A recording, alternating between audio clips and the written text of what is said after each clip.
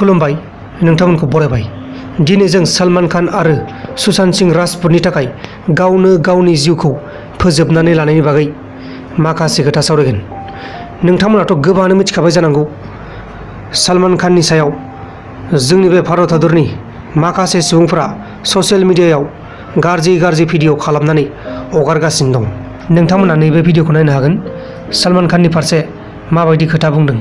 Mister Salman Khan, हर साल तुम्हारी कोई ना कोई पिक्चर आती है जिसको हिंदुस्तान भर के लोग भाईजान करते हुए हाउसफुल कर देते हैं, और अक्सर तुम्हारी पिक्चर ईद के आसपास आती है, जैसे कि पिक्चर ना हो कोई मुबारक सी आइटम हो। फिल्म में तुम्हें देख के साफ पता लगता है कि तुम बहुत ही अच्छे बेटे, बहुत ही अच्छे भाई, बहुत ही पैशनेट और डिवोशनल लवर, बहुत ही अच्छे इंसान हो, बहुत ही कमाल के हिंदुस्तानी हो भाई। सुना कि तुम चाहे अपनी गर्लफ्रेंड्स की पिटाई करो, राजस्थान में हिरन को हलाल करो, लाइसेंस के बगैर बंदूक लेके घूमो। तुम लोग बॉलीवुड का जो अपना बाप अपने आप को समझते हो, तुम लोग सारा जज करोगे कि रियल टैलेंट कौन है और असली टैलेंट कौन है। तुम लोग वैसे आज टैलेंटेड लोग सुसाइड करा रहे। नोंथांमोना भिडिअफोरखौ नुबाय जानांगौ सलमान खानखौ बलिउड इन्डास्ट्रिनिफ्राय बयकट खालामनांगौ होननानै दावराव दावसि जागासिनो दं।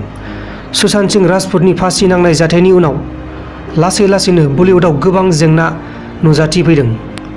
दा बेनिखायनो करण जौहर, सलमान खान, आलिया भट्ट बिसोरनि फिल्म प्रडाक्शनखौ बलिउड इन्डास्ट्रिनिफ्राय बयकट खालामनांगौ होननानै ससियेल मिडियानि गेजेरजों दाबि खालामदों।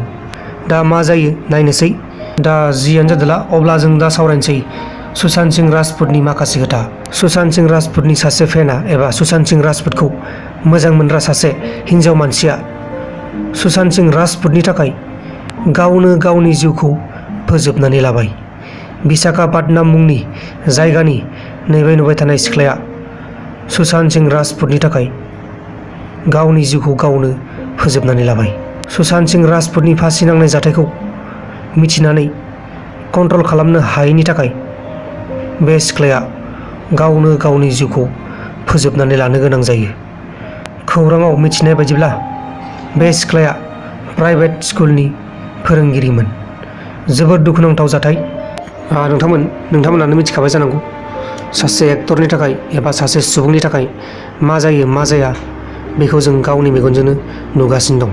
सुशांत सिंह राजपुतखौ बेयो ओरैबायदि मोजां मोनोमोन, दा बेनिखायनो बिथांखौ थैबाय होननानै खोनानायखाय गावनो गावनि जिउखौ फोजोबनानै लाबाय।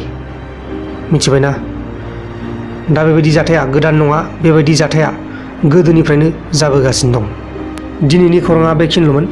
जुदि नोंथांमोना आंनि चेनेलाव गोदानै फैदोंब्ला चेनेलखौ साबस्क्राइब खालाम, लोगोसे बेलनि आइकनखौबो सेरनानै गालां।